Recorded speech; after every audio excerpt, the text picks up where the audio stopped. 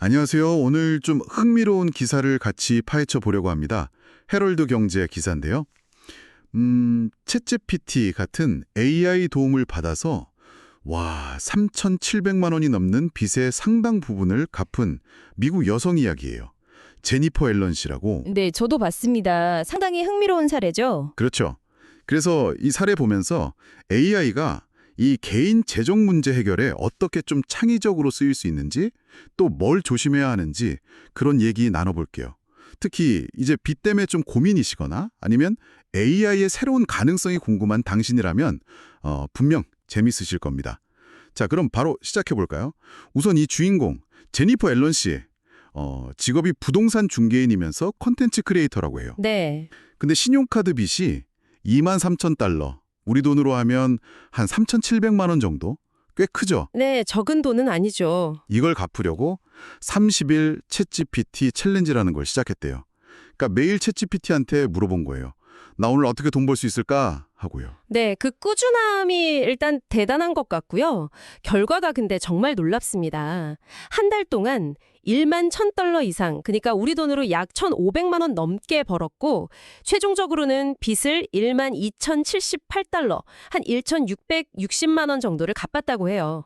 와, 빚의 거의 절반이네요. 한 달 만에. 그렇죠. 거의 절반 가까이를 덜어낸 셈이죠. 여기서 진짜 좀 황당하면서도 재밌는 게 나오는데 챗GPT가 뭘 제안했냐면 빚 총액 23,000달러 있잖아요. 네. 그걸 수박에다가 매직펜으로 쓰래요. 수박이에요? 네.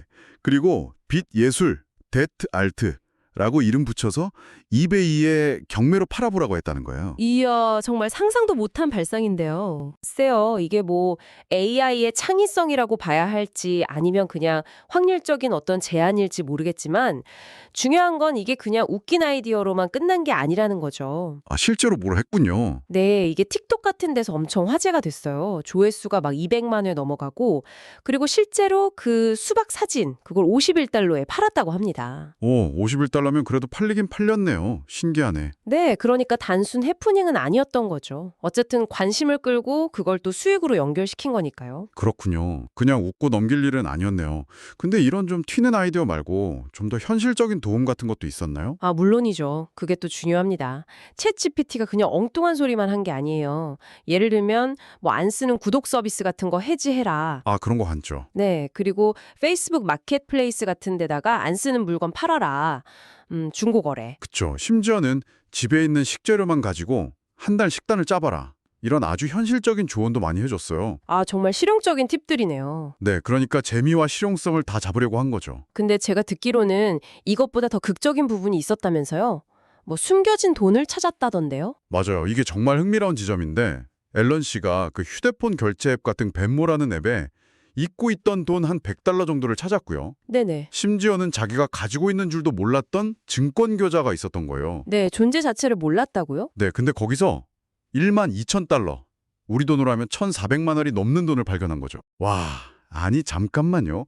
남편도 몰랐던 계좌라고요? 그렇다고 하더라고요. 남편조차 몰랐던. 말 그대로 그냥 숨겨져 있던 돈이죠. 그건 좀 AI가 혹시 이런 계좌 없어요? 하고 딱 집어준 건가요? 아니면 우연히 찾게 된 걸까요? 기사 내용만으로는 그 과정이 정확히 나오진 않아요. 근데 아마 챗 GPT가 뭐 전체적인 재정 상태를 한번 점검해 보세요. 라던가 혹시 잊고 있는 자산은 없나요? 이런 식의 좀 더 일반적인 질문이나 제안을 했을 가능성이 크죠. 아, 그런 조언을 받고 스스로 찾아보다가 발견했을 수도 있겠네요. 네, 그럴 가능성이 높죠. 중요한 건 AI의 제안이 어떤 계기가 되어서 실제 행동으로 이어졌고 그 결과 예상치 못한 큰 발견을 했다는 점인 것 같아요. 그렇군요. 결국 행동을 이끌어냈다는 거네요. 네, 그리고 돈을 찾은 것 외에도 더 중요한 변화가 있었던 것 같아요. 어쩌면 이 챌린지의 가장 큰 소학은요, 돈 자체가 아니라 심리적인 변화일 수도 있어요. 심리적 변화요? 네, 매일 자기 빚을 이렇게 정면으로 마주하고 기록하고 또 이야기하는 과정.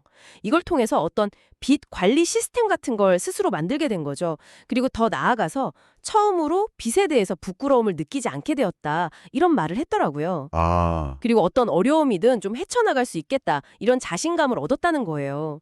이게 사실 돈보다 더 큰 변화일 수 있죠. 와, 정말 그렇겠네요. 돈 문제가 사실 마음의 찜이 엄청나잖아요. 그렇죠. 그걸 AI랑 같이 뭔가 게임처럼 챌린지처럼 하면서 극복했다는 게 참 인상적이네요. 네, 재정 관리의 심리적인 측면이 얼마나 중요한지를 보여주는 것 같아요. 문제를 피하지 않고 적극적으로 부딪혀보는 태도, 그게 중요하죠. 근데 물론 좋은 점만 있는 건 아니겠죠? 기사에서도 전문가들이 경고를 했다면서요? 맞습니다. 꼭 짚고 넘어가야 할 부분인데요. 전문가들은 AI의 조언을 그냥 맹신해서는 안 된다고 강조합니다. AI는 어디까지나 유용한 도구일 뿐이지 최종 판단과 책임은 결국 자기 자신에게 있다는 거죠. 그렇죠. 뭐 AI가 시키는 대로 다 할 수는 없는 거니까. 네, 그래서 오늘 이야기의 핵심 통찰 중 하나는 이겁니다. AI가 분명 놀라운 가능성을 보여주긴 했지만 가장 기본적인 재정 원칙, 즉 수입 범위 내에서 지출한다는 이 기본은 여전히 절대적으로 유효하다는 거죠. 하긴 그렇죠. 아무리 AI가 도와줘도 버는 것보다 많이 쓰는 답이 없는 거니까요. 정확합니다. 기사에 나온 뱅크레이트의 분석가 말처럼요. 요즘 많은 사람들이 저축은 줄고 부채는 늘어난 상황이라고 하잖아요. 네, 그런 뉴스 많이 보이죠. 그러니까 뭐 큰 지출을 하기보다는 예를 들어 차를 좀 더 오래 탄다거나 뭐 주방 수납장을 몇 년 더 쓴다거나 이런 현실적인 절제가 필요할 수 있다는 조언이에요. 결국은 기술을 잘 활용하는 것과 별개로 기본적인 생활 태도가 중요하다는 말씀이시네요. 네, 맞습니다. AI 같은 신기술을 잘 활용하는 지혜도 필요하지만 동시에 기본적인 재정 원칙을 지키는 것. 이 두 가지가 균형을 이뤄야죠. 기술에 그냥 의존하는 게 아니라 기술을 활용해서 내가 주도적으로 상황을 관리해야 합니다. 네. 오늘 이 제니퍼 앨런 씨의 이야기가 참 많은 생각을 하게 하네요. AI가 때로는 정말 상상도 못한 해결책을 주기도 하고 잊고 있던 자원을 찾게 도와줄 수도 있다는 가능성. 동시에 이런 도구를 잘 쓰는 능력과 함께 꾸준한 자기관리, 또 현실적인 소비 습관, 이게 꼭 뒷받침되어야 한다는 점도 분명히 알게 됐고요. 맞습니다. AI를 이용해서 재정적인 어려움을 극복하려는 시도 자체는 분명 흥미롭고 배울 점도 많다고 생각합니다.